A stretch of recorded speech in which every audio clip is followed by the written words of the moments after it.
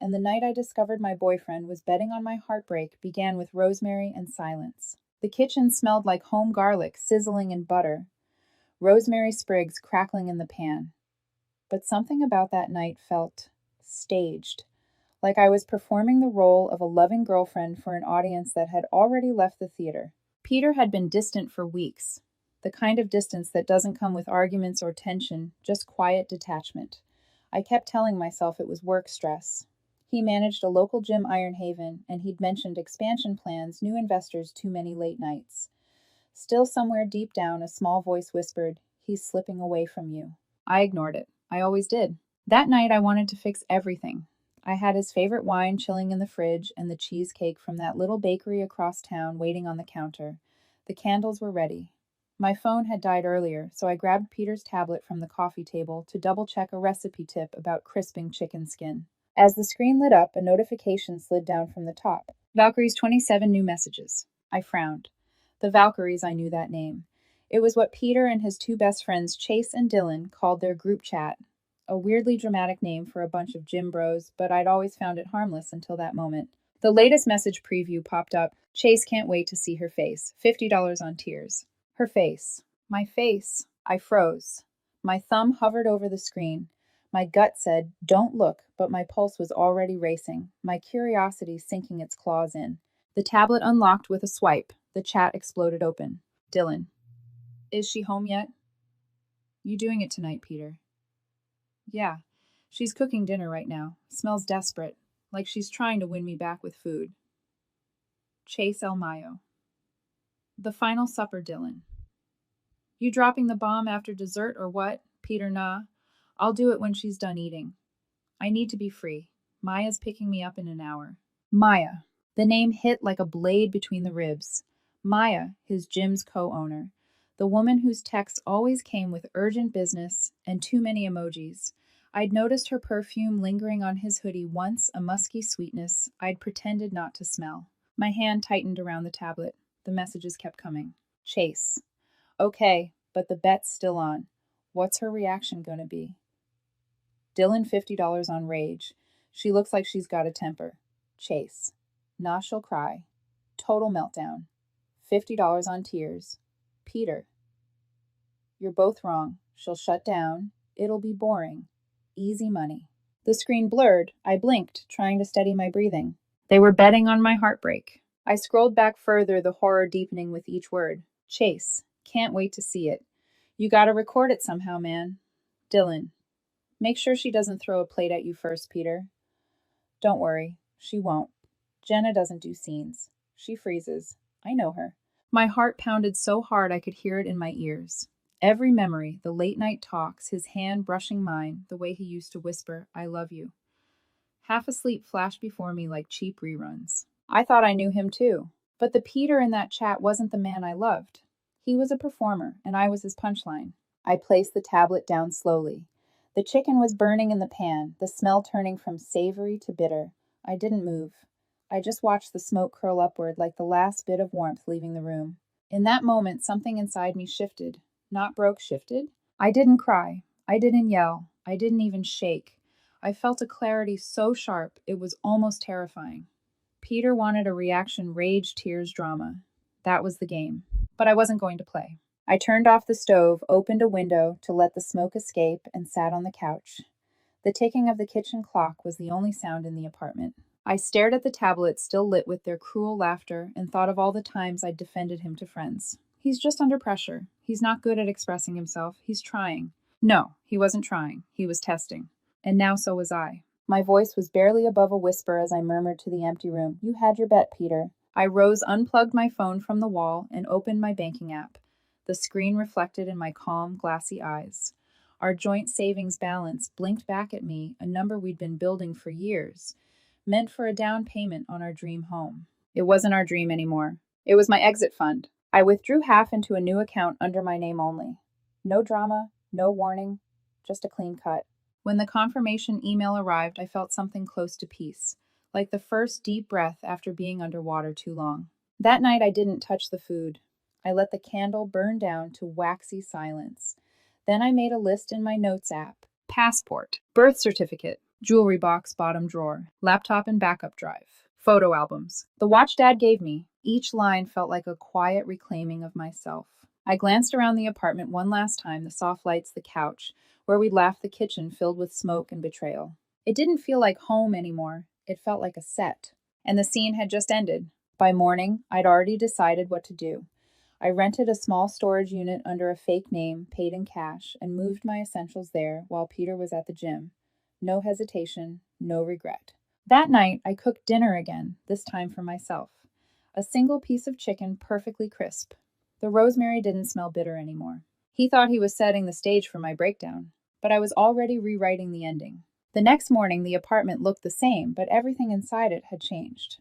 Peter still texted me his usual half-hearted "morning babe," followed by a photo of his coffee cup and gym schedule.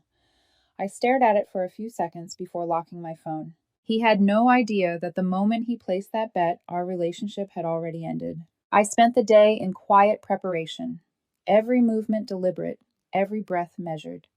While he worked his shift at Iron Haven, I became a ghost in my own home. The silence followed me like a witness as I went through drawers, closets, shelves, sorting what was his, what was mine, and what didn't matter anymore. I didn't take anything we'd bought together. Not the blender, not the framed vacation photo from last summer, not even the knit throw I'd picked for the couch. I only packed what belonged purely to me. My clothes, my laptop, my late father's watch, a small wooden jewelry box my mother had given me when I turned 18. By noon, I'd filled one suitcase and 2 boxes. The storage unit I'd rented the night before was only a few blocks away.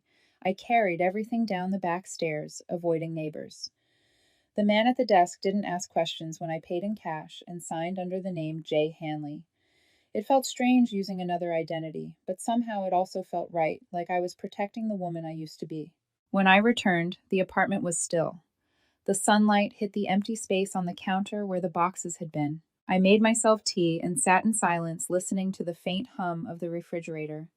My pulse had finally slowed. That's when I started the next list in my phone. Financial. Joint savings transfer complete. Credit card separate account. Lease ends next month, cancel auto renew. Every click, every note felt like a small act of liberation. By the time the clock struck 6, I'd transformed from the anxious girlfriend who used to wait for his text to a strategist with a plan. When Peter came home that evening, the key turned in the lock as usual. The familiar sound that once made my heart lift now sounded like the creak of a closing door. He walked in gym bag, slung over one shoulder cologne, and sweat mixing into that scent I'd grown to hate. He looked smug, rehearsed his eyes scanning the room as if mentally arranging the stage. "Hey," he said, his voice light fake. "Smells good." I nodded. "Chicken again." He chuckled, glancing at the oven. "You and that rosemary obsession." He had no idea that last night's burnt chicken had been the funeral pyre of our relationship. Dinner was quiet. He scrolled through his phone between bites, occasionally smirking. I watched him studying the man I'd once thought I knew. Every expression, every twitch of his jaw felt like a stranger's. When he finally set his fork down and cleared his throat, I knew the performance was about to begin. "Jenna, we need to talk." I folded my napkin and looked up. "Okay." He hesitated, clearly thrown by my calmness. This isn't working anymore. I feel like we've just grown apart." I let him talk. Every cliche poured out of his mouth with polished ease. "I need more excitement. We want different things. I can't be the man you deserve." It sounded like a speech he'd practiced in front of a mirror. When he finally said, "It's over," his shoulders relaxed. He was waiting for the show to start, the tears, the pleading, the trembling lip that would confirm the $50 he'd bet on shutdown. I just nodded. "All right." He blinked. "That's it." "Yes," I said, my voice steady. "I understand." The confusion spread across his face like a slow sunrise. He leaned back in his chair, frowning. "You don't want to talk about it. You're not upset." "I think we've already said everything that needed to be said." I stood, took my plate to the sink, and rinsed it. The sound of running water filled the silence between us. "Wait, Jenna, hold on," he said, following me. "You're just gonna accept it." I turned off the faucet, dried my hands, and met his eyes. "Yes." He looked genuinely unsettled now. His tone rose, desperate for some reaction. "Don't you have anything else to say? Anything at all?" I walked past him to the bedroom. The duffel bag I'd packed earlier sat by the door. I picked it up, slinging the strap over my shoulder. He stared, incredulous. "What are you doing?" I said everything I needed to say. "Where are you going?" "Out. The apartment, our stuff, the rent. It's handled." The words fell flat and emotionless, but I saw them land. He froze, mouth half open. I walked to the door, opened it, and stepped into the hallway. The click of the latch behind me was the cleanest sound I'd ever heard. No slam, no screaming, just the quiet punctuation of finality. The elevator ride down was long and silent. I could see my reflection in the mirrored walls, eyes steady, jaw relaxed. I didn't look like a woman who'd been left. I looked like someone who'd finally left on her own terms. Outside, the air smelled of rain. I stood there for a moment, breathing it in. For the first time in months, I felt light. I didn't look back. I walked to my car, put the duffel bag on the passenger seat, and started the engine. The headlights reflected off the wet pavement as I pulled away from the building that had once been our home. Inside, Peter was probably pacing now, confused, replaying every second of that conversation, wondering why I hadn't cried, screamed, or begged.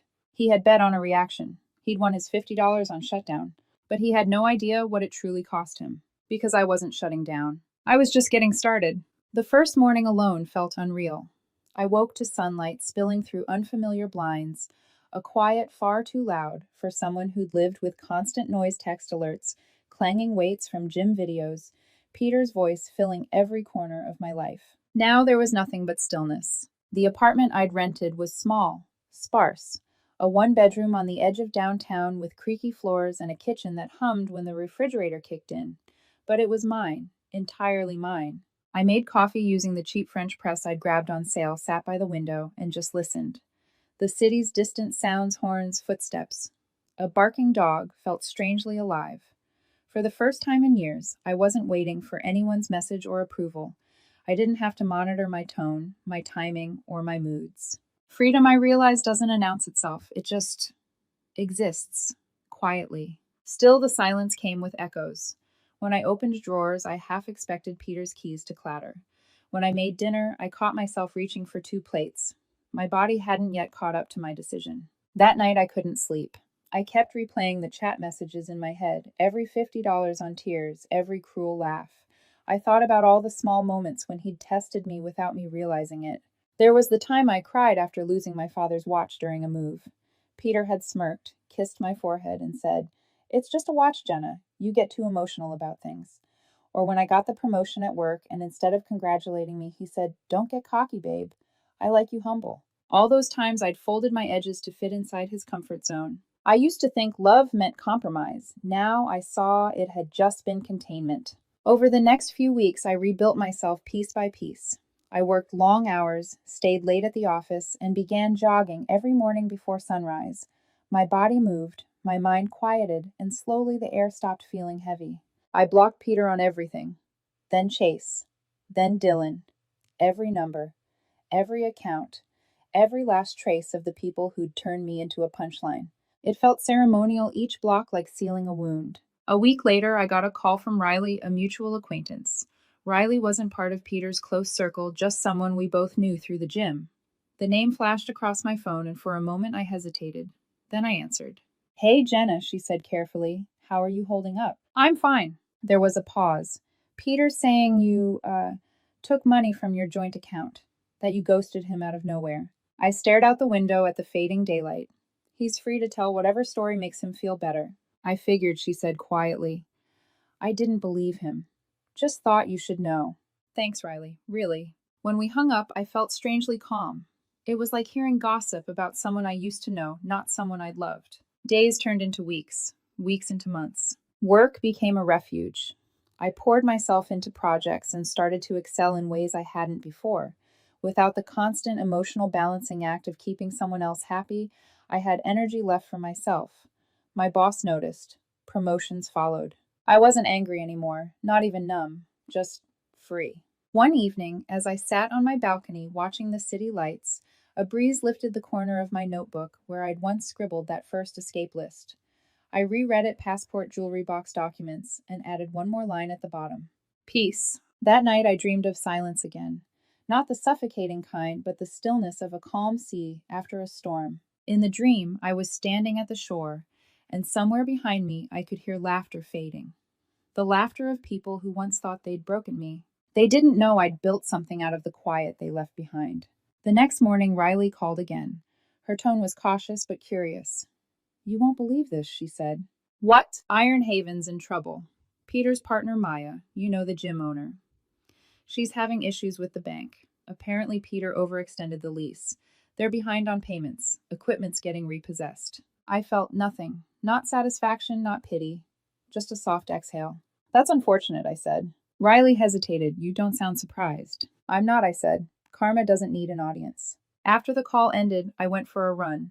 The city air was cool, sharp against my lungs. Each stride felt lighter than the last. I wasn't running away anymore.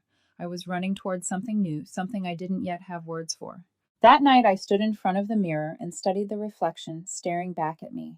My hair was loose, my eyes tired but clear. There was a faint smile there, not of joy, but of quiet knowing. I whispered to the reflection, you made it out. The silence that followed wasn't empty. It was earned. 3 months passed before I heard Peter's name again. It came as it always did from Riley. She'd texted, you might want to sit down for this one. I didn't. I just called her back. The moment she answered, her voice carried that mix of curiosity and disbelief that only bad gossip creates. Iron Haven is done, Jenna. Like, completely done. They padlocked the doors this morning. I leaned back in my chair, staring out my apartment window at the soft gray sky. What happened? Debt, she said. Turns out all that fancy new equipment Peter bragged about leasing, none of it was paid off. The investors pulled out. Maya's the one stuck with the bills, her name's on everything. He used her credit to open half those accounts. I could hear the faint sound of traffic behind her, like the world kept moving, while his had just stopped. Where is he now? I asked. Still with her, I think. Or maybe not. People say she kicked him out after the repossession notice. He was living in her condo, well renting it. The owner's evicting them next week. A quiet smile tugged at my lips. He always loved luxury he didn't own. Riley chuckled softly, but I could tell she was waiting for me to say something cruel, something satisfying. Instead, I just murmured, it's not my mess to clean up. It wasn't bitterness, it was truth. That night, I sat on my balcony, the city lights blinking below like faraway stars. The air smelled faintly of rain. I thought about how not long ago I would have obsessed over every detail, stalked his social media, tried to piece together what he was doing, who he was with. Now I didn't even care enough to look. The next morning, Riley called again. Jenna, it gets worse. I sipped my coffee. For who? For Peter, she said. Maya found out he emptied her savings before disappearing. He used the money to pay off his gym debts, and then he just left. She's drowning in unpaid invoices. I paused mid-sip. He left her. Yeah, took her car too, apparently. I closed my eyes for a moment. A strange kind of stillness filled me. It wasn't happiness exactly. More like a cosmic exhale, the kind you feel when the universe finally settles an old score for you. Riley, I said quietly, do me a favor. Don't update me anymore. She hesitated. You sure? I am. Whatever happens next, it's not part of my story. I hung up and stared at my reflection in the window. My own eyes looked different now, calm, unflinching. There was no trace of the girl who once burned dinner, trying to save a relationship that was already over. The next few weeks passed in peace. I worked, exercised, and started sketching again, something I hadn't done since college. Each line on paper felt like reclaiming a piece of myself. But peace, it seemed, never liked to stay untested. One evening, my phone buzzed with a text from an unknown number. Unknown. We need to talk about your stuff. And you took money that was for rent. You can't just do that. The audacity almost made me laugh. I stared at the message, remembering his smug expression across that dinner table, the way he'd said, I need to be free. Now he was the one scrambling for control. I deleted the message without replying.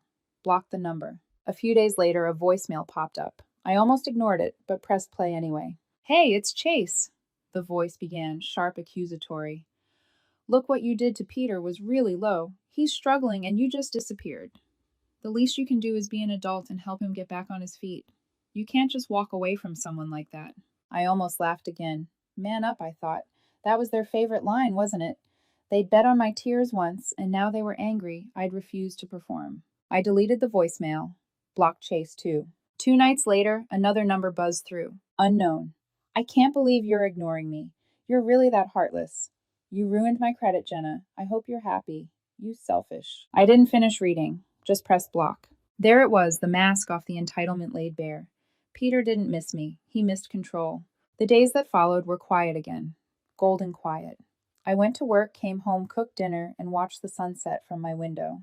The peace wasn't empty. It was full of my own presence, finally undisturbed. Then one evening, my phone rang again. Another unknown number. For some reason, maybe curiosity, maybe closure, I answered. I didn't speak, I just listened. For a moment, there was shaky breathing on the other end. Then a voice I hadn't heard in months. Jenna. It was Peter. The confident tone was gone, replaced by something raw, uncertain. Please. I know you're there. I need help. The words hung in the air. He continued, voice trembling. Maya's gone. She left after the bank called. I owe people money. A lot of money. Chase won't even answer my calls. I I don't know what to do. I stayed silent. He kept talking, his voice breaking into hiccups and half sobs. Please, Jenna. I messed up, okay? I made mistakes, but you can't just ignore me. You're better than this. You always were. That line almost made me laugh. The flattery, the manipulation, it was his old reflex trying to breathe. When silence stretched too long, his tone hardened. Say something. You owe me that much. Still, I said nothing. Then came the words that ended it all, the unfiltered truth he'd been holding back. I lost $500 on you because you couldn't even react like a normal person. There it was, the core of it, the confession. It had never been about love. It had always been about the game. The quiet between us felt endless. Finally, I spoke, my tone calm even. Sounds like you have a problem. He sputtered. What? That's all you have to say. I waited a beat, then said, that 500 you lost. Consider it a cheap lesson. Before he could respond, I hung up. Blocked the number. And that was that. The next morning, the sun poured into my apartment through thin curtains, warm and soft. I made coffee, opened the window, and breathed in the air. No tension, no guilt, just peace. Peter had made a bet on my heartbreak. But I was the one who cashed out. The days that followed his last call felt weightless, like a long-held breath, finally released. The silence wasn't something I had to endure anymore. It was mine, chosen. There were no more unknown numbers, no more guilt-laced voicemails, pretending to be apologies. Just the hum of the city outside my window and the quiet rhythm of a life that finally belonged to me again. Each morning, I woke up early, brewed coffee, and stood at my window while the sunrise painted gold across the rooftops. The peace wasn't dramatic. It didn't come with fireworks or revelation. It just was. And yet it was everything I'd been missing. I started painting again, something I hadn't done since before Peter. I'd always said I didn't have time, but the truth was, I'd stopped making space for the parts of myself that didn't serve someone else's comfort. Now my small apartment slowly filled with canvases, abstract bursts of color, wild and imperfect. I hung them on the walls, each one like a scar turned into art. One afternoon while cleaning, I found a folded piece of paper tucked in an old jacket pocket. My handwriting, a list. Essential documents, laptop and hard drives. Grandfather's watch, jewelry box, bank joint account. It was the list I'd made the night everything fell apart. The handwriting was calm, almost neat, as if written by someone detached from her own heartbreak. I stared at it for a long time, then I smiled and tore it in half. I didn't need it anymore. That evening, Riley called again. We hadn't talked in weeks. Hey, stranger, she said, lighthearted. You disappeared. I've been good, I said, honestly. She hesitated. You probably don't want to hear this, but Peter showed up at the gym last week. Well, the new gym. Not his. Looked rough. Word is he's working part-time at a warehouse now. I said nothing. Riley continued. Maya filed something against him. Fraud, I think. He's on the hook for tens of thousands. I said, taking a sip of tea. You really don't care, do you? I smiled faintly. Not anymore. Wow, she said softly. I envy that kind of peace. I didn't answer right away. I just looked around my apartment, the wall, and realized she was right. Peace wasn't revenge, it was clarity. After the call, I sat by the window as the city lights flickered on, one by one. Somewhere out there, Peter was unraveling, still chasing someone to blame. But I wasn't his mirror anymore. I wasn't anyone's lesson or bet. I'd stopped being part of his story the moment I'd chosen silence over spectacle. He'd wanted rage tears, a scene worth gossiping about. But what he got was nothing, just the quiet consequence of losing someone who refused to play his game. That was the thing about men like Peter, they believed control was power. But real power wasn't about who could shout the loudest. It was about who could walk away and never look back. A week later, I went to the storage unit for the first time since I'd left him.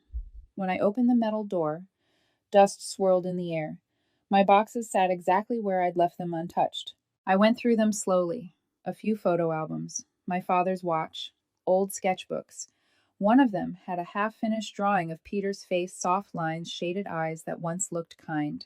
I looked at it for a moment, then tore the page out and fed it into the small trash bin by the door. Some stories didn't deserve to be finished. When I left the storage facility, the sun was setting warm, golden, like the world itself was exhaling.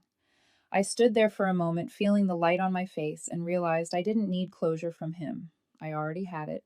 He'd gambled with love like it was a game. He thought he'd walk away with a win. But love isn't poker, and heartbreak isn't currency. You don't lose when you leave someone who bet against your worth. You win by refusing to play.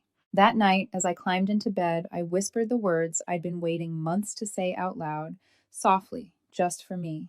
I'm free. And for the first time since that rosemary scented evening, I believed it.